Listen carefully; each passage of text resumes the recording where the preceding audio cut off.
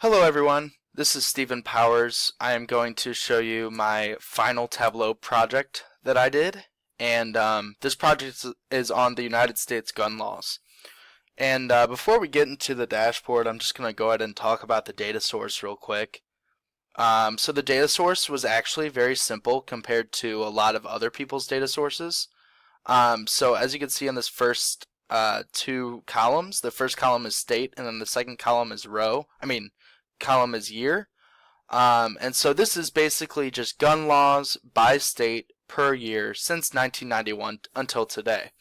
So there are 133 provisions that are common throughout all different states, and a 0 means that they do not have the law, and then a 1 means that they do have the law. So it was actually quite easy to figure out total laws and that sort of thing. But one thing that was difficult was since there were so many provisions, 133, it was pretty difficult to come out with creative visualizations that portray all the data. So I went into Dr. Lingwell's office and kind of talked with him about some ideas, and he helped me with this the first visualization, which is total gun laws. So what's nice about this visualization is that it has a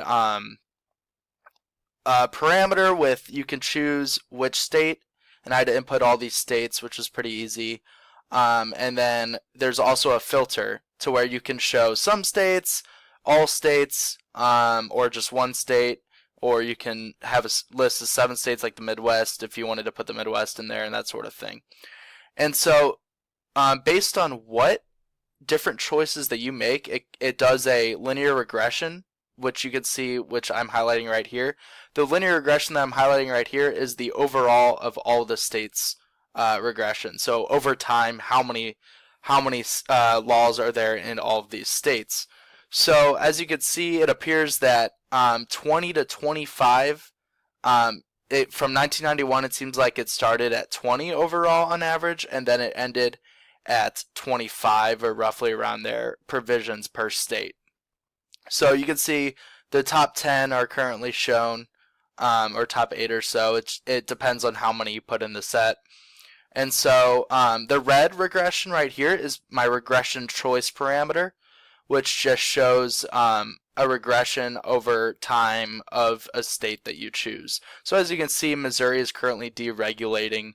In other words, having less laws over time in comparison. So it's actually, while the overall state is improving, or not improving, I shouldn't say that, more regulations, Missouri is having less regulations.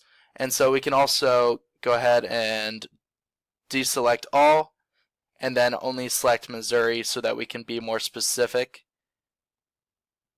So now we can be even more particular with what we see.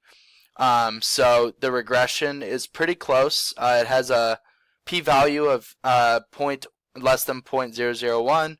It explains about 80% of all the values of this regression. So yeah, so that's pretty cool. You can do that with any state that you want. And then moving on, hold on one second. There's also a link on Kaggle for the data sets that I found for all the provisions. So now we have the top 5 gun law changes over time. And so this kind of tells a story of what the government in each state kind of wants to put their focus on. And so this red line, as you can see, is actually states without stand your ground. So it's actually a law. It's the only provision that has a 1 on it when it doesn't have stand your ground. So as you can see, as states, or as most recent time, I'll have a different visualization to portray stand your ground. But basically, stand your ground, more states are having it over time, like a substantial amount. It started at 4% and lowered to 2% or 1%. So that's how many states without stand your ground. I'll talk more about that later. But if you can see the rest of them, permit for concealed carry, it kind of flatlined. It's kind of lower people or a lower percentage of states need a permit for concealed carry. And then permit renewal requirement, higher permit. There's going to be more renewals for your permit. And there's also a link for, or not a link, but another document that kind of describes these different laws. So now my next visualization is kind of dark. It's 2015 and 2016 shootings. Illinois had the highest. California had the highest in 2016. And it just shows the darker means more shootings occurred. And then it also describes how many gun regulations are in each state for that year. And then there's also a link here that shows, based on the Gun Violence Association, they have a database that has, or Gun Violence Archive, I should say.